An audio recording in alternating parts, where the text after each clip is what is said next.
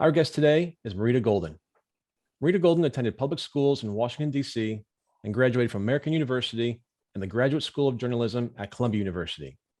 She's been a faculty member in the MFA Creative Writing programs at George Mason University and Virginia Commonwealth University, and the MA program in Creative Writing at Johns Hopkins University.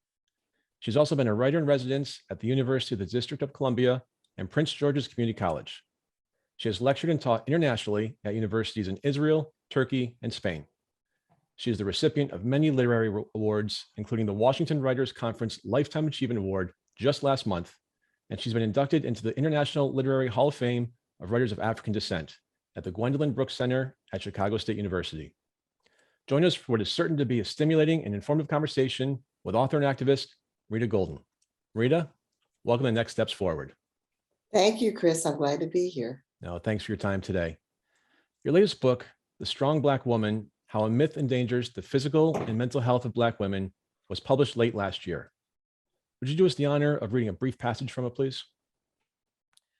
Okay, sure. Well, I'm going to actually read a passage from a section of the book where I'm talking with Black women about mental health and healing. One of the things I wanted to do in the book is destigmatize seeking professional mental health care. And so I sought out women who had gone through therapy, found it helpful, and were willing to talk openly about how it had helped them heal and how it had allowed them to set boundaries. I'm going to read a small section from a portion of a story of a young woman named Jamie, who talks about growing up in a family that had a fair amount of dysfunction. And because she was designated as the anchor child, the child who was most significantly leaned on by family, she bore a tremendous emotional burden. And she talked openly about her struggle to heal from that. And I really like this section because it does a couple of things. It gets her talking about the power of seeking professional mental health, but also it recognizes the power of faith, religious faith as an important part of our spiritual journey. So this is Jamie talking about her family. She says, no doubt we were jacked up. We were a mess. But our church was where we all came together, no matter what. I remember when I was 10 years old, one Sunday, I went up to the sanctuary and a woman prayed over me. She affirmed my purpose and what God had in store for me. I'll never forget that. The memory of that woman's hands kept pushing me through everything. That and the family prayer line that my mother's side of the family set up and that I'm still part of. My own faith, my mother's faith, all that got me through everything. And everything included, while in college, being the family breadwinner, using your scholarship money to buy food and pay household bills. Everything included watching your parents' 36-year marriage end, but because endings are rarely neat, seeing bitterness and distance and quarrels still erupt. Because by then I was deeply into the superwoman, the strong Black woman syndrome, all of this was my burden to carry, Jamie said. But at 19, she took the first of many steps to lay her burden down by going to counseling for adult children of alcoholics. Quote, prayer led me to counseling. All my life I've been told not to share our business, but prayer helped me realize it was okay to seek professional counseling outside the church. She found faith to endure and overcome in church, but in group counseling, she could hear and see through the din and the fog of her life at home. She began to put the pieces together like a puzzle. Her father told her, stand up for yourself. Don't let white people keep you down. But that warning was followed by the accusation that she talked too much and had a smart mouth. Her mother said, be proud, be a proud Black woman, be strong, I love you, but don't tell anybody our business. Tell me what you feel, but I need you, you can handle this. You're the first one I call, the one I can always depend on. Jamie was crumbling beneath this burden, but in group therapy, that was one place where she could be herself, something she was still discovering. In the midst of this turmoil and pain, she had what she would call the first honest conversation she'd ever had with her parents. I told them, I can't carry you. I can't carry my anger. I can't carry my hurt. She set boundaries and put herself first. I wasn't protected as a child, but now I was ready to protect myself. I told them, I love you, Mom. I love you, Dad, but I release you. I choose me. A strong Black woman has been described as part poetic meditation, part research-driven journalism, and it also involves quite a personal firsthand experience for you. Could you take us to that experience, please? Well, this is a book that I wrote during the lockdown, 2020. And that was a period where a lot of us were forced to re-examine our lives, our priorities, what was important. And this was a period for me where I found myself examining the issue of health. I had kind of an episode where I felt like I was having a stroke. I actually was not having a stroke, fortunately. But my doctor said, let's check you out. Let's have an MRI. And the MRI revealed that at some time in the distant past, I'd had 2 silent strokes. Now, my family genetic history is stroke on my mother's side, which is what she died of, and heart attack on my father's side. So that's my genetic inheritance. I can't help that. But when I saw my mother die at 21 and my father died at 23, I made a commitment to be very, very healthy. I decided I was going to live longer than them, and I started meditating, walking, cardio, great diet, going to the psychiatrist when I needed to. And what I realized was that actually the fact that I'd done all that meant that those 2 silent strokes could have been lethal if not for the very serious health regimen I'd had. So then I got to thinking about Black women's health, and I went online and found that there was a very vigorous discussion going on around the strong Black woman and the fact that this was a belief system, a cultural conditioning, a complex, a syndrome that had been active in our community for generations. And that now many, many Black women were saying, time's up. We need to re-examine this because it has a dark, toxic side. What is the myth of the strong Black woman, and how did the myth and the strong Black woman syndrome come about? Well, it's a myth of the invincibility and sort of super strength of Black women. And it's a maladaptation to the stresses of our painful history. That is the history of our enslavement, the history of the painful years of legal segregation, and even the current history of systemic racism, which we now know has a negative physical impact on the bodies of Black people. Scientists are actually discovering that the pressures of systemic racism shorten people's lives, make it harder for them to be healthy. But in the face of the pressures of all of this, being strong was our automatic reaction. For example, how could you show your real emotions to a person who was enslaving you? How could you show real fear, what you really felt, to people who would use whatever power they had to hurt you physically, hurt you emotionally, marginalize you, so that tapping down true emotions became second nature as a survival mechanism. Now, there's a great deal of pride that Black women feel when they say, I'm a strong Black woman. But for our grandmothers and our mothers lived in a different world. We live in a world now where we can talk about the underside, the dark side of feeling that you have to be strong all the time.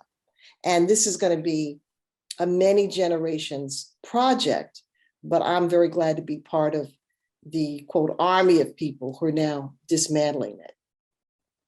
Yeah, a moment ago, you mentioned how you wrote this book during the pandemic and you did a little, I won't say soul searching, but mental health was top of mind to you as it was for a lot of people, certainly over the last 2+ years. And I've been saying this show for over a year and a half now, because we've had at least half of them focused on mental health and well-being. that the one positive spotlight I personally think, again, just me, to come from COVID Oh, yeah. is we're talking about mental health. Oh, yeah. And it's not taboo. It's not in the kitchen table. And when you don't talk about it with crazy cousin Jimmy or something like that, and then you're taking it a layer deeper in terms of focusing on the mental health of Black women. And you mentioned the physical effects of it in terms of systemic racism. And about a year ago, I remember seeing a study come out early on in COVID, about halfway through COVID, I should say, that showed that the average lifespan of Americans reduced during COVID. Right. And I think for white men, it was about a year. For women, was a little less than a year. But for Black men, was a year and a half shorter Mhm. lifespan. And I'm sure for Black women, it was probably even more. I believe it was Yeah, 1.7, I yeah. believe. And, the funny thing is that people often will say in our community, that because we are darker skinned, because we have melanin, that there's this saying in the Black don't crack. That is, you look many years younger than you are. But the tragic irony of that is that inside the bodies of Black women, there's just an eruption of ill health.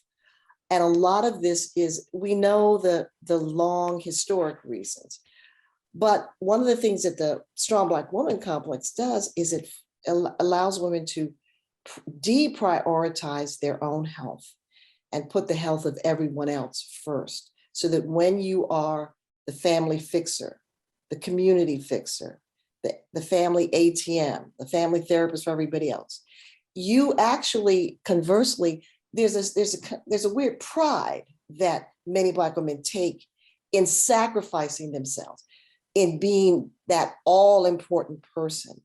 And because we do not have a history of talking about mental health and talking about health, it's easy to let our health go by the wayside. And for too many Black women, that is what happens. Black women are leading in obesity-related illnesses that result in death, stroke, heart attack. And one of the unspoken reasons that African-American women suffer from obesity, and Black women suffer disproportionately, is because Black women are disproportionately victims of all types of trauma, sexual trauma, traumas that are unhealed for a variety of reasons. And what happens is that when you're carrying that trauma and you combine it with all the other things that affect Black women's lives, particularly poor Black women use food as a form of addiction to make themselves feel good. And so Black women are carrying not just physical weight, but the weight of stories and actions that have harmed them. A moment ago, you mentioned systemic racism. What role does the economic inequality that exists in our country play in the mental health care that Black women receive or don't receive? And how do we fix them? Well, even today, just talk about health. I mean, there's still a prevalent belief in 2022 in the medical industry that Black people have a higher threshold for pain, for physical pain, than white people do. And so if Black people have a higher threshold for physical pain, if that's a belief system, certainly there's a belief system that we have a higher threshold. We can carry more emotional pain. And because so many Black communities do not have the kinds of services, mental health services, health services, people live in food deserts. And to talk for a minute about, I don't want to say food desert, I prefer food apartheid, because food apartheid signals that it has actually been a choice. It's been designed that some people will live in communities for whatever reasons, that there are a very small number of healthy food choices. And for example, just talk about food. The shooting in Buffalo that happened a couple of weeks ago, that happened at a grocery store that was the only store within about 30 miles that people in that community could buy food and get their prescriptions filled. Now, after 10 people were killed in that grocery store, that is shut down. And what was already a community suffering from a food apartheid is now doubly victimized. And food is so important because food fuels your body's growth. Literally, if you don't have good food options, you can't think straight. If you have access to fresh food, good food, you think better, you process your life better. So that just what we take into our bodies is poisoning us. So all these, now one of the things that's come out of COVID that's very interesting, I've talked to many people in the mental health industry who said the great thing is that now we have medical, so that people can, they can talk to a therapist on their phone. On their Zoom. Yeah, on Zoom. I mean, it's like crazy. But then the problem is that there are not enough therapists to go around. But that just means that we have to start training more therapists. We have to maybe redefine what a therapist is, speed up the process. But I think the good thing that has come out is we are now talking about this. And in the Black community, I'm sure as they're in the society at large, is a big generational difference. Younger African Americans are much more open about talking about therapy, about seeking therapy. So there's a big generational difference. That's a perfect segue. It's almost like you're reading my notes. When you and I spoke last week, I mentioned two young gentlemen, Daniel Fairley and John Thompson, both of the city of Charlottesville, Virginia. They were guests last year, and mental health in the Black community was a focal point of our conversation along the Black Lives Matter movement. They shared their perspective about how the stigma surrounding mental health manifests itself in the Black community. How do you see that stigma affecting Black women? Well, it affects Black women in that, see, one of the things the Strong Black Woman Complex does is it does a number of things. It corrupts our relationships with people. When we have to present the image of being strong all the time and having all the answers, we're presenting actually a false image of who we are. We're not being honest with ourselves or with others. It also disempowers the people in our lives when we feel that we have to answer their problems. We disempower them. And so I've talked to therapists who work with Black women, and one of them said to me, she said, my Black women are so busy. They come into my office, they're on the phone. I have to tell them, put the phone down. And then even in the midst of a session, they will ask, is it okay for me to say this? So that the idea that you have a right to say, I hurt. You have a right to say, I want to heal. You have the right to say, I'm in pain. You have the right to ask for help. Those are totally new conversations. And as I said, many of us are now are teaching the language of that to Black women. In the beginning of the show, you read the excerpt about Jamie and told a bit of her story. And there's a big focus on faith. Faith has been the rock solid foundation upon which Black families and communities have relied for centuries. Does faith play a part, for better or worse, in the decision to seek professional mental health care? I think that you have two different sides. You have many people in the more traditional religious faith traditions who feel that Jesus is my doctor, Jesus is my medicine. And then you have more and more progressive ministers and younger people who are saying, Jesus told me to call my mental health professional. And so you have these two things going on.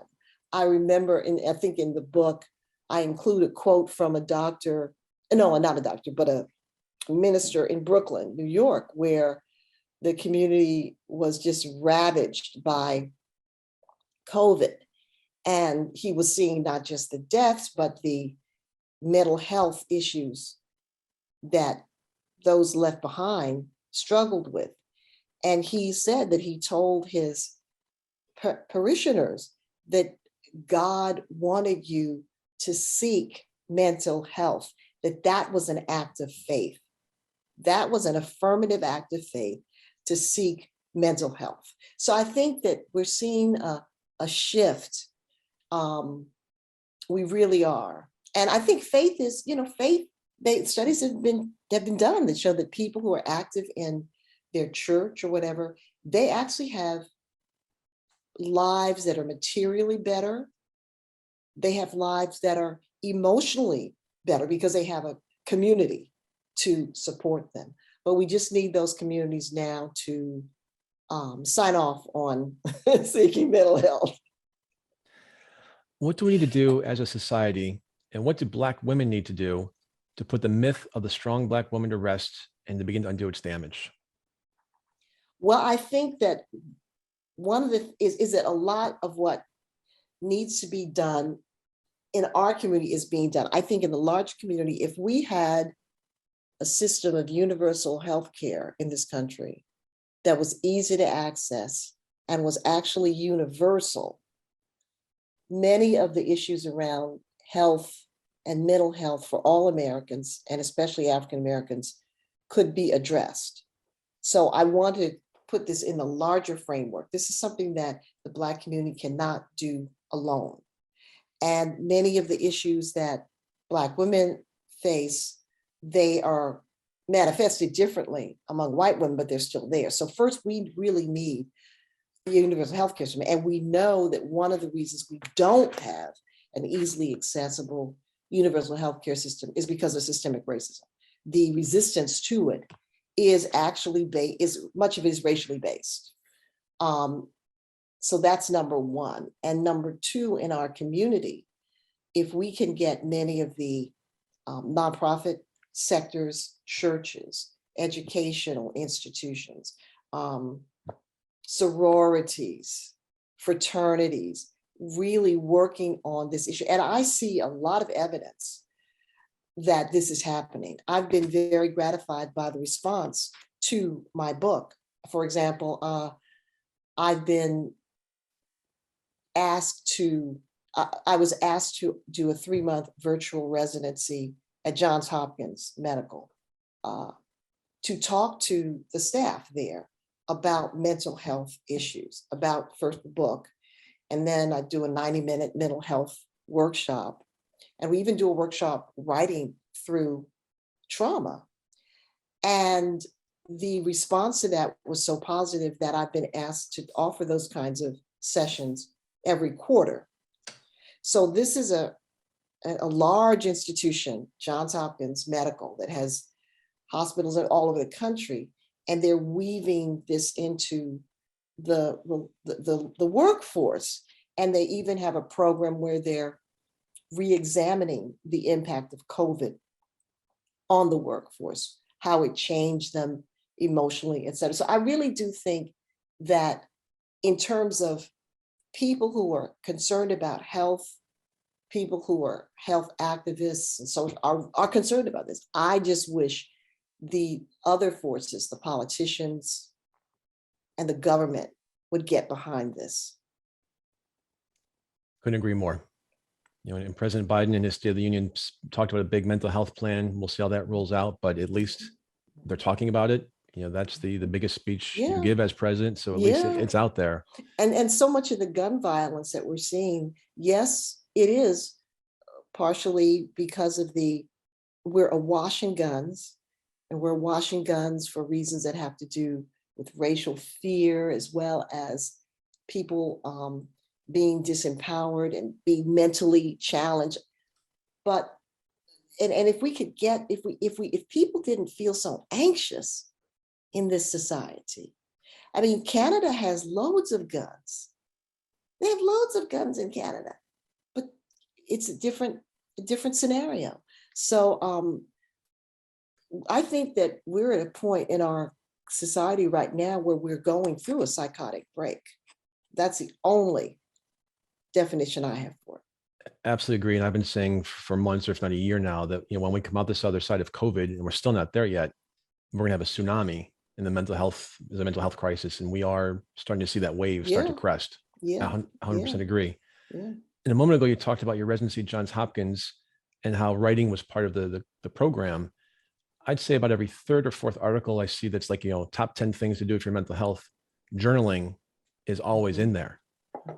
Where did your love for writing come from? And when did you decide that you were going to be a writer? Well, I think I just came into the world as a writer. I don't think that I chose writing. Writing chose me. I have a kind of temperament where from the time I was a child, I was very curious and I was fascinated by stories and I wanted to make up my own stories. So I think that writing chose me, and writing is one of the ways that I live in the world. So. Rita, you've been a freelance writer throughout your career. Many writers seek the security of writing full-time for single publication. Why'd you take the path of freelance writing? Well, I was a freelance writer in my early days. And then I got in the academy, but I've always kind of kept a foot in journalism, in writing. But writing's a tough field to make money in. I mean, it really is. But I've been fortunate to have made my share. But frankly, I taught for many, many years in the academy. And I found teaching is something that I love to do. And I now have what I call the University of Marita Golden. I teach my own workshops and I do literary consulting and work with people on manuscripts. And it's funny because someone asked me the other day, we were talking about starting out as a writer, and I told them that I got my first paycheck, my real first paycheck as a writer from Essence magazine back in 1973, 73 or 74. And it was a check for $1,500, which was a lot of money back then. And I took a picture of it and I framed it and I put it in my apartment. So it's been real satisfying to, to be both a journalist, because I was trained as a journalist. I went to the J School at Columbia, and that was fantastic training. And that trained me for all the writing that I do now. It got me over the fear of having a blank page, because as a journalist, you have to figure out, you've got a deadline and you've got to figure out how to put something on the page. You're the author of at least 19 published works of fiction and nonfiction. How do you choose your topics? Well, again, my topics, they really do choose me. And I think they choose me because I've been, not just do I want to write, but I'm available for certain stories. For example, back in 2017, my novel, The Wide Circumference of Love, was published. And it's a novel about an African-American family in Washington, D.C., living with Alzheimer's disease. The patriarch of the family, a successful architect, develops early onset Alzheimer's. Now, I have no idea where that came from. And that's the beautiful thing, is that I was actually working on a novel, had about 100 pages written. And some of it was set in Washington. These characters, they were just roaming around in search of a story. And so I put them aside and I said, oh God, I'll never finish this, just forget it. And then about a couple of weeks later, those same characters found a new life in this story about Alzheimer's. And I've come to the conclusion that because I'm willing to write stories that are challenging, stories that are hard, those are the stories that choose me. So I don't have a husband who has Alzheimer's. I was never a caregiver, but this story chose me. And I think I was the right person, because not only did I do the novel, but while I was researching the novel, I discovered in my research that African Americans are twice as likely to develop Alzheimer's. And this was a statistic that back then, this would have probably been 2015, was not widely known. I mean, even many people who were professionally working with people with Alzheimer's, when I would interview them and tell them this, they were unaware. So then after I finished the novel, I took that statistic to a friend of mine who's an editor at the Washington Post Sunday magazine. And she said, oh my God, we have to do a story. So then I did a major piece, probably the first piece that focused on African Americans being twice as likely. And then, because I had been deeply inspired by the stories that family members told me about caring for someone with Alzheimer's. How, yes, it was challenging. Yes, there were moments of depression, but that caring for someone with that disease had the potential to connect you to the love you had for them in a deep way that you would never have expected. So I thought I wanted to do an anthology. And so the anthology is called Us Against Alzheimer's. And it's an anthology of fiction and nonfiction where all the stories are about Alzheimer's. And so I ended up spending several years writing fiction, journalism, and editing, and about a subject that you would think that I had no connection to, but that's what I mean. I was the right vessel for that, whether I knew why I was writing it or not. Maybe you can give us a glimpse into the University of Marita Golden's curriculum. What writing routine do you follow, and what's the average writing day look like, if there is such a thing as average? Well, when I was younger, I would write, usually, and I'd be teaching at the university, and so I'd usually have 2 or 3 days that I would say, okay, I'm going to write for a couple of hours during those days. But now I can set my own schedule, and actually I write much less. I write, if I'm working on a book, I will usually write about 5 days a week, and I'll write it for an hour. I no longer feel that I have to write for 4 or 5 hours. I can write for a shorter period of time and write deeper. I can write with a sense that the story is perpetually unfolding and that I don't have to have all the answers on any particular day. So that it's usually about an hour a day, 5 days a week. 6 of your novels have been published. Was your first work of fiction published, or like many authors, did you write several novels before your first one was accepted by a publisher? No, actually my very first book was a memoir, Migrations of the Heart. My first novel followed that. So I was very fortunate in that after I lived in Nigeria for about 4 years with my first husband and came out of that experience with a very, very rich experience of having come of age in the 1960s, found my Black identity, lived in Nigeria for several years, got to answer the questions of, can you go home again? And even as I went to a very patriarchal, traditional society and culture, I straightened that out.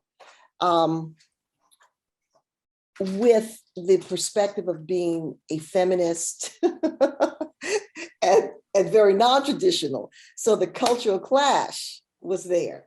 But of course, that made a great story. So that was my very first book. I had written a novel, I will say that, I had written a novel, which did not see the light of day because the agent that I went to said, oh, this is okay, you're a good writer. But she looked at me and she said, you're living in Africa, right? You're living in Nigeria and you're married into a polygamous family and you're a feminist. And she pointed out all the dramatic elements. And she said, why aren't you writing about that? I don't want to write about that. I want to write this novel, which was semi-autobiographical. And she's okay. But she said, you know, the novel's okay, but you are really living an incredible story. And so then when my marriage started falling apart, I could see this is when you know you're a writer, when you're in the midst of a terrible marriage and it's falling apart, but you're thinking about how can I write about this? And you're researching and you're gathering evidence and you're interviewing your Nigerian family so they can give you details of African culture because you're planning your escape that they don't know about because you're going to write this book when you get back to the States. And once that was done, I then wrote a novel that was not anywhere near the first novel, but I go back and forth between fiction and nonfiction because they both hold a different kind of allure. Do you have a favorite among your novels, or is that like asking a parent which one's your favorite child? Yeah, I think that is. I mean, of course, I would have to say that my favorite book is my first book, because that's the book that proved that I could write a book. It's the book that introduced me to the world. And so if I had to choose, I would say that's my favorite. But you love them all equally, just a little favor to that Yeah, yeah. one. Do you derive a different sense of satisfaction when you complete a novel than you do when you finish a nonfiction book? Or is writing a book such an enormous undertaking that the last word on the page produces the same sense of joy and accomplishment, no matter what you've been writing? Oh, no, it's very different with a novel. A novel is entering into a whole unexplored universe where you are, even if there's some autobiographical aspects to it, which there often are, you're making up a whole world that doesn't exist. And it requires so much of you. That is, you have to grow into the ability to hear the characters, to see them, and to be them. And so that writing a novel is a deeply spiritual experience. It's a soul experience that is so pretty amazing, actually, when you think about it, which is why everybody wants to do it. Now, writing nonfiction is deeply satisfying. And when I write a book like The Strong Black Woman, or Don't Play in the Sun, which is about colorism, or Saving Our Sons, which is about Black males, it's very satisfying because it gives me a way to be a participant in public discourse and to make a contribution to public discourse. And that is satisfying. But there is a much deeper satisfaction to creating a whole world in a novel. There's just no comparison. One of the topics you chose to write about in the 1990s was the epidemic of gun violence and its devastating effect on the lives of young Black men. Would you share that story with us, please? Well, that's my book, Saving Our Sons, Raising Black Children in a Turbulent World, which has been reissued with a new updated edition, which came out last month.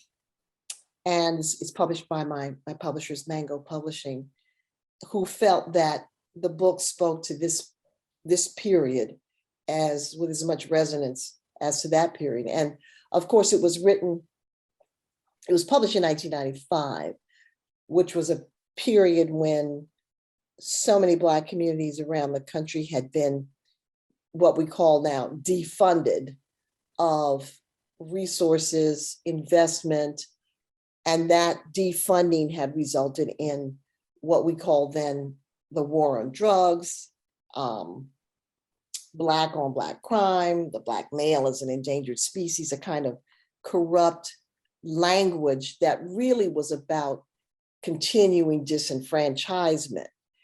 And it was a really pretty awful time.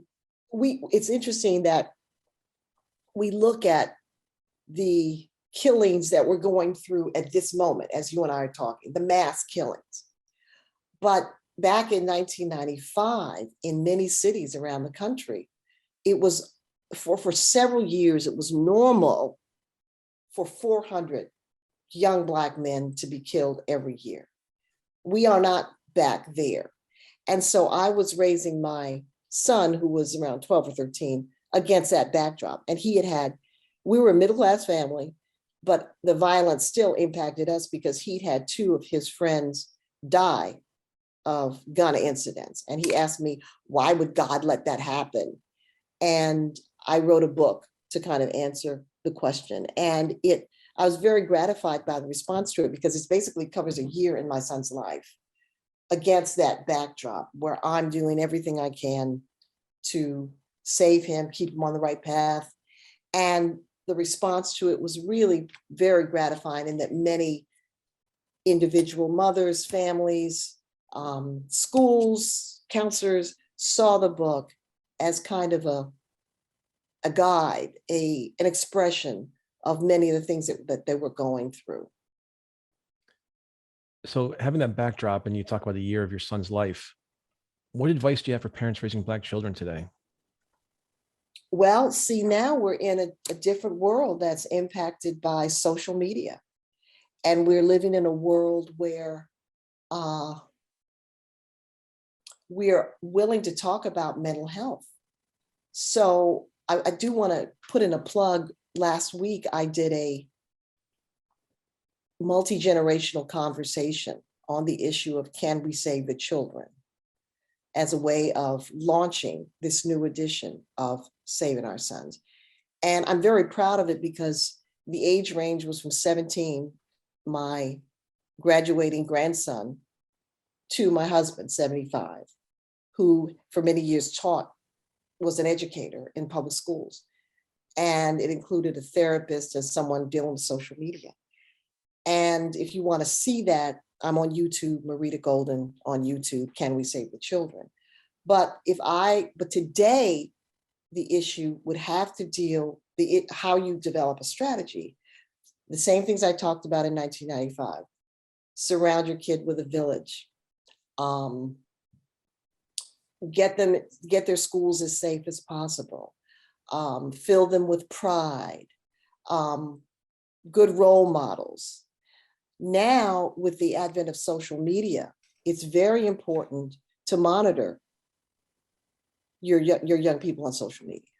For a variety of reasons, young Black people are more engaged in social media than white kids. So that means that parents have to know what your kids are doing on social media. One of the most poignant moments of the conversation, Can We Save the Children, was when my 17-year-old grandson, I asked him, had he ever had any of his friends talk to him about feeling depressed or wanting to kill themselves? Oh my God. He cited several incidents. And he said, many of us feel overwhelmed. We feel depressed. We feel like our parents really don't understand the world we live in. And so normalizing talking about feelings, normalizing talking about pain would have to be a big part of raising young people, Black kids, and all kids today. And to that point, I think, we've talked about the last 2 years. My oldest is 19, just finished her freshman year in college. She spent the last year and a half of her high school career going to school in her bedroom. Mm-hmm. So how do they transition back to society and what life was like, in 2019?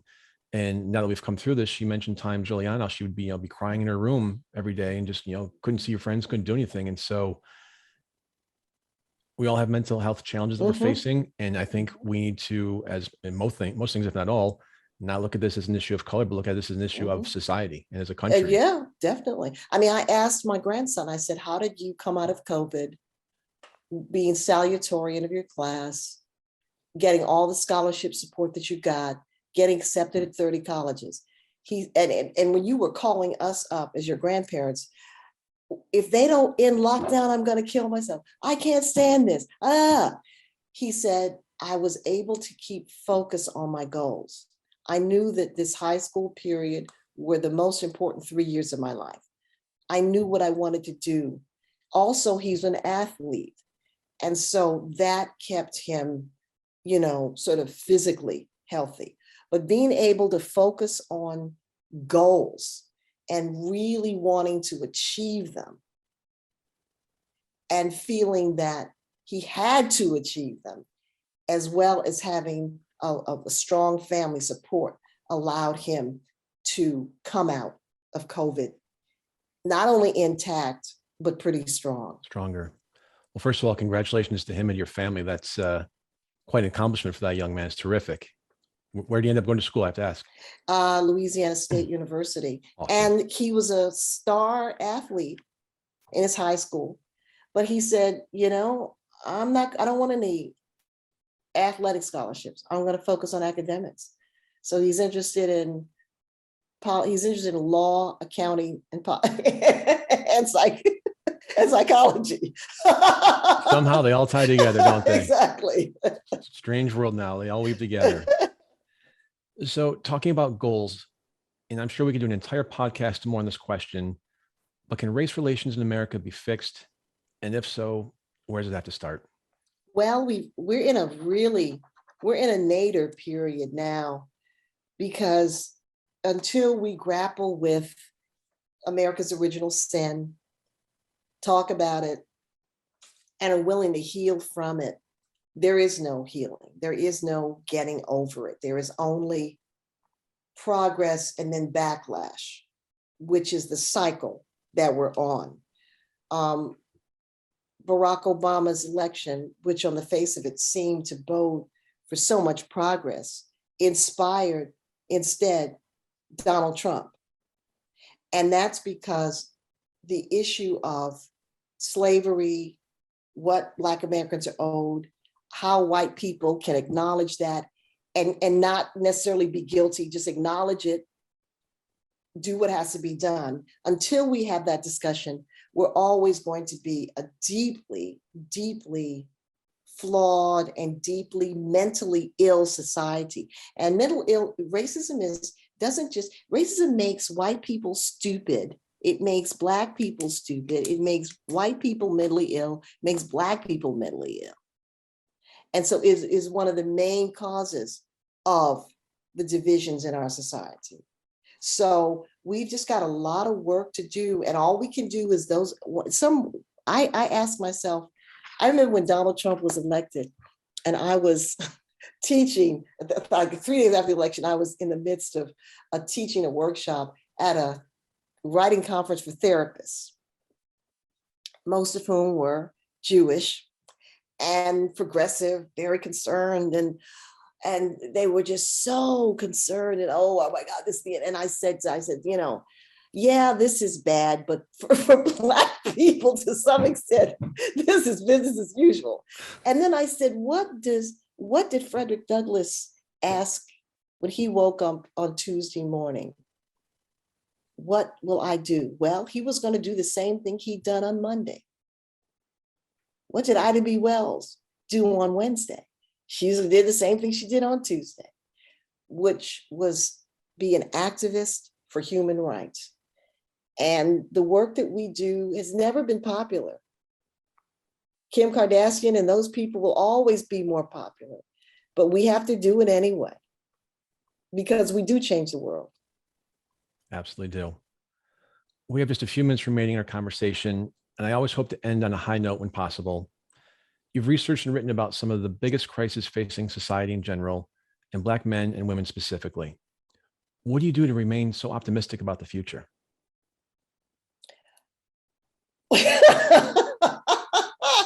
I meditate.